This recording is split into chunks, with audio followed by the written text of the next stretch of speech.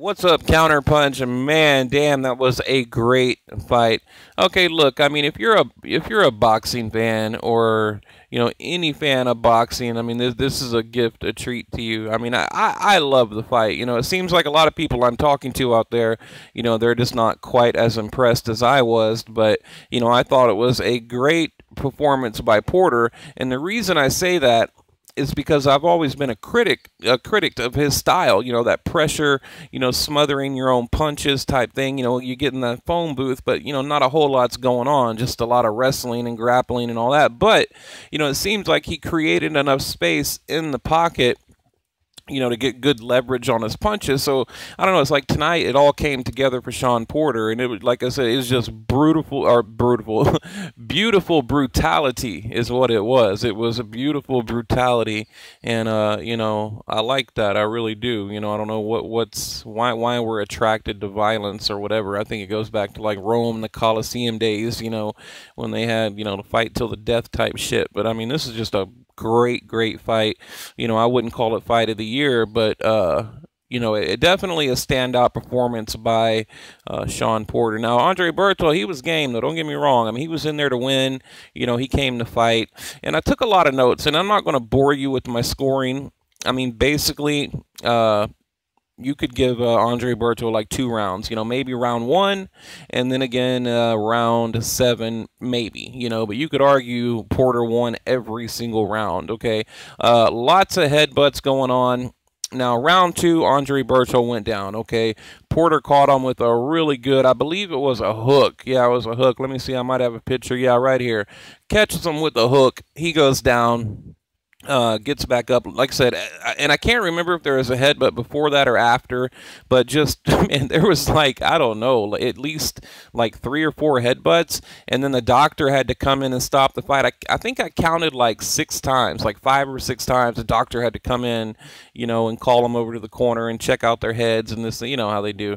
But, now, going into, I think, yeah, after the knockdown, going into like the 3rd or 4th round, yeah, here's that knockdown right here, man. I mean, like I said, it just came together for Porter last night. But going into the 3rd round, okay, right here, they show a picture of Keith Thurman, and I noticed something. I was like, damn, man, he's looking kind of puffy, like he really is. Now, I like one time, don't get me wrong. I mean, but honestly, I've never seen Keith Thurman look like this. Real puffy and bloated, and it's like, you're a champ, man. You're a champ about to be on TV. It's like, I don't know, man. He's got like a hoodie on. I don't know. It looks like he's just like chilling with his homeboys there. I mean, it doesn't even look like Keith Thurman to me. He just looked all look at this. Oh shit. I'm sorry. I don't know. You got like, I've never seen Thurman with a double chin. He had like a little pooch on his belly. Like anytime they'd show a picture of Keith Thurman, I was like, oh shit, that's Keith Thurman. Like he just looked heavy to me. So, I thought that was a little strange. But then of course they click over to Errol Spence there. He looked good. The crowd, and actually Errol Spence got a bigger, applause from the crowd than Keith Thurman. So I was surprised to hear that. But getting back to the fight, okay, like I said, lots of headbutts.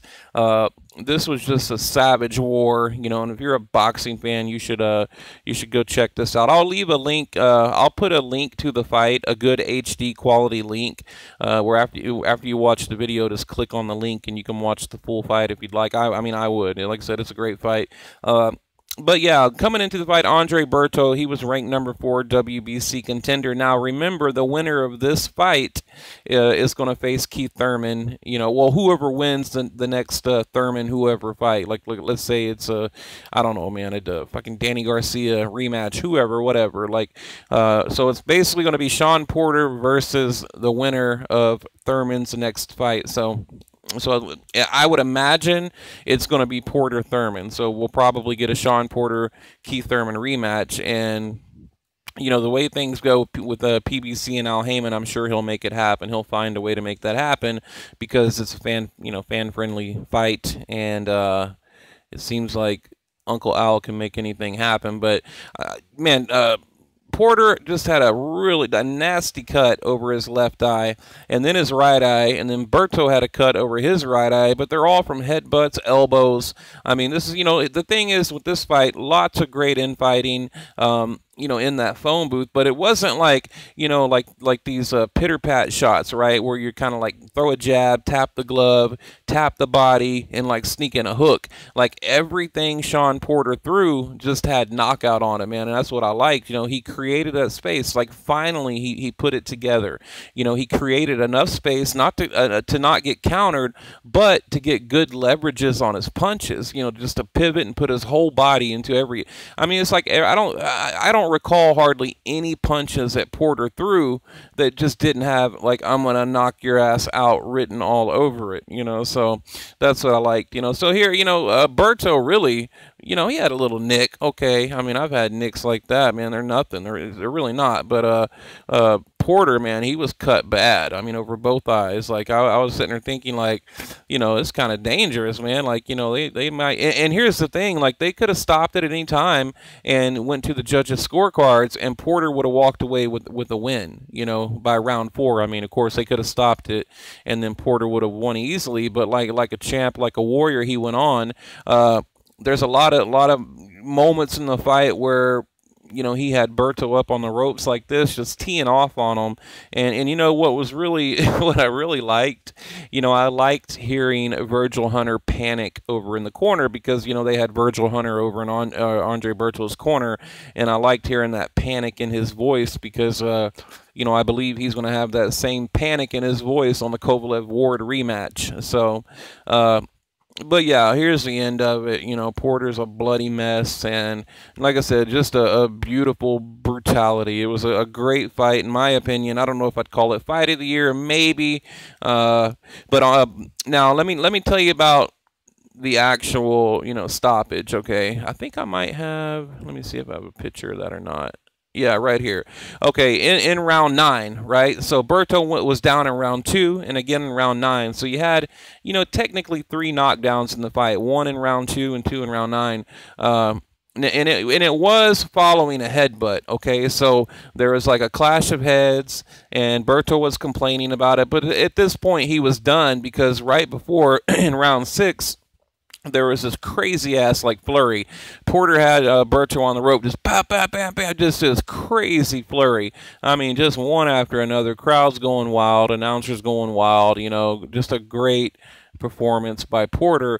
And then after that flurry, going into round 9, I believe, round 9 is when, he was able to stop him. The referee came in and said, nah. But there was a headbutt leading up to that stoppage. Like, I think it was probably, I don't know, man. There was like 7 headbutts total, a couple of elbows. I mean, it's hard to, keep count. I got to go back and watch. But I don't want to take anything away from Shawn Porter, because even without the headbutt, I mean, he had him, man. He was going to get him out of there either way. So, you can't just like say it was headbutts or whatever. But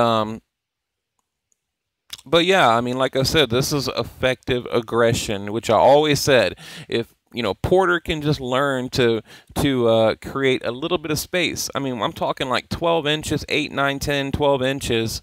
It would make a ton of difference in his career, and he did that. Finally, he did that, So, and the only thing I was really worried about, though, Berto, he's good with that uppercut and that right hook, and his left hook. So I was worried about that. And he did catch Porter with a couple of hooks. But here's the crazy thing: all the damage, that was on Porter was like caused by Shawn Porter. Headbutts, elbows, just all that grappling and wrestling. The damage on his face and his eyes and everything really wasn't due to Berto's punches. So, and another thing I want to point out is the body work. I mean, Shawn Porter, man, just going to the body. Like, I don't see how this dude's ribs aren't like cracked, busted, whatever. Like, I mean, he was just like throwing these just bombs like to the body. He had him on the rope, and I'm talking just like left, right, left, right. 3, 4 in a row, just solid like thudding body shots. So, man, I don't know if what's his name, Berto, if he doesn't retire after this fight, I'll be surprised, really. And where does he go from here, right? I mean, this is kind of a make or break thing for Andre Berto. Where does he go from here? So I don't know. I mean, what more can Uncle Al do? And remember, Andre Berto was one of the original fighters signed by Al Heyman. So he's been around Al Heyman a long time, but what can he do? He's lost like what 4 out of his last 8 fights. So I don't know what's next. Let me get that off there for Andre Berto. But like I said, here you go. He's down again, 3rd, 4th time. Look, here's Virgil Hunter over here, like, shit, damn it. Damn it, he's down. Virgil Hunter talking so much shit before the fight too. If you go back and watch like the press events and all that, Virgil Hunter just with that typical arrogant asshole, smug attitude. So it was nice to see that get wiped off his face, and I think that's going to happen again November 19th in the Kovalev-Ward rematch. But yeah, that's it, man. It's a wrap for Andre Berto, but a great fight. I'm not going to go over all my notes. I have a ton of notes here. I might skim through them real quick. One thing, Shawn Porter started in the amateurs at 165 pounds, and we all know he wrestled. He was a football player, and that's kind of where he gets that style from.